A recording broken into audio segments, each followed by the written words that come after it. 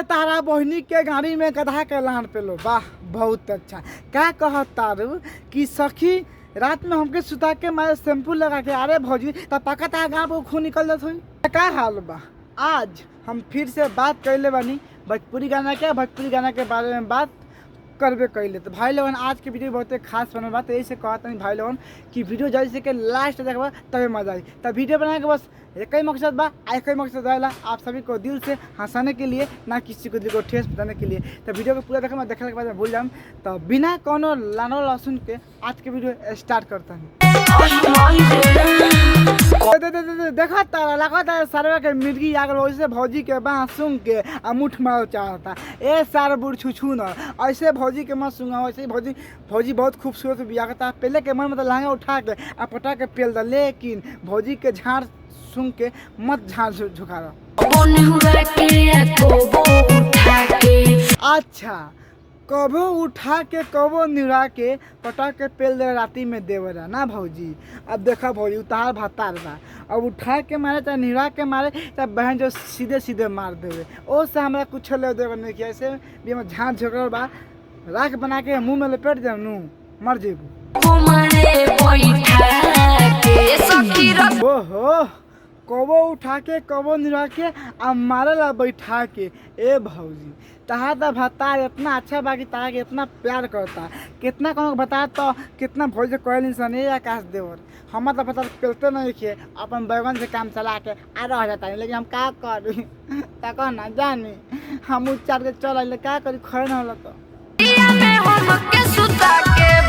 रतिया में हमके सुता के भतार मारे शैम्पू लगा के। एक छोटा सा लड़का दूध पीने वाला गाना गाया है, लेकिन गाना अच्छा लग रहा है मेरे को सुनने में, म्यूजिक भी अच्छा है, आवाज़ भी अच्छा है। लेकिन मैं तुमसे बोलना चाहता हूँ बेटा अभी पढ़ाई और लिखाई पर ध्यान दे लो। मतलब हमारे जैसा एक कच्चा में आके वीडियो बनाना पड़ेगा और मुड़ी पर तगार ढोना पड़ेगा, फिर बाद में मत बोलना कि मेरे को कोई बताया नहीं। तुम गाना गाओ लेकिन सामने पढ़ाई भी करना, पढ़ाई छोड़ना मत। पटा के झाट ना छील देवेला। तहरा बहनी के गाड़ी में बिस्कोबरा पे लो, तहार बहन जो तहार भता शैम्पू लगा के मारता। अरे पक्का बहन जो लाल चट्टा बा तबे शैम्पू लगा के मारता, अगर हम रहती तो थूक लगा के मारती। भौजी अब सुनो उ तहार भतार बा, अब शैम्पू लगा के मारे चाहे कंडम लगा के मारे चाहे ऐसे ही पेल देवे, ओ से हमरा कुछो लेवे देवे के नहीं खे चाहे कुछ उखाड़े के नहीं खे। लेकिन तो कह तारू ना कि सखी हमरा के सुता के अब मारे शैम्पू लगा के, ई तहार बात सुनला के बाद में हम ऐसा मन करता कि पेल दी 15 हाली आ कहीं हम पेल ही नहीं खी।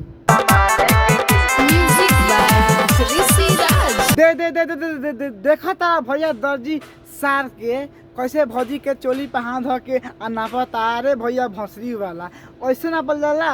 अरे का करी बहन जो कितना पेली है के सर मन ना भरला। ये सखी हमर मर्द बकलोल हो, मतलब तहार भतार बकलोल बना भौजी। तब भौजी हम तार से कहल चाहता नहीं कि जब तहार भतार बकलोल बा, जब तहार भतार कुछ ना करेला तो इतना खूबसूरत कैसे बन गलू बिना पहले? ना ना ना ना हम मान नहीं सकत कि बिना पहले इतना खूबसूरत बन सकता हो। लेकिन कोनो बात ना, आगे का करेला कबो ना करेला साया में होल हो। ओहो कबो ना करेला साया में होल हो। सुनता रह भौजी के मर्द बकलोल बानू तो भौजी के साया में होल कबो ना करेला। तब भौजी एक काम कर, जब तो भतार ना पेलता तो बुला ले हमारे बड़के बाबू के आ चटवा ले झाट आ मजा आ जाए।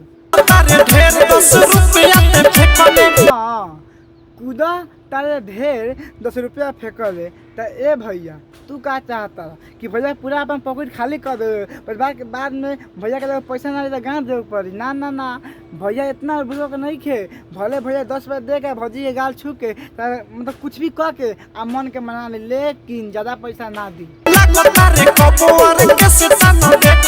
ऑर्केस्ट्रा तो देखल ही बानी सब भैया, ऑर्केस्ट्रा देखले बानी सब, लेकिन इतना सुपर माल ना देखले बानी सब।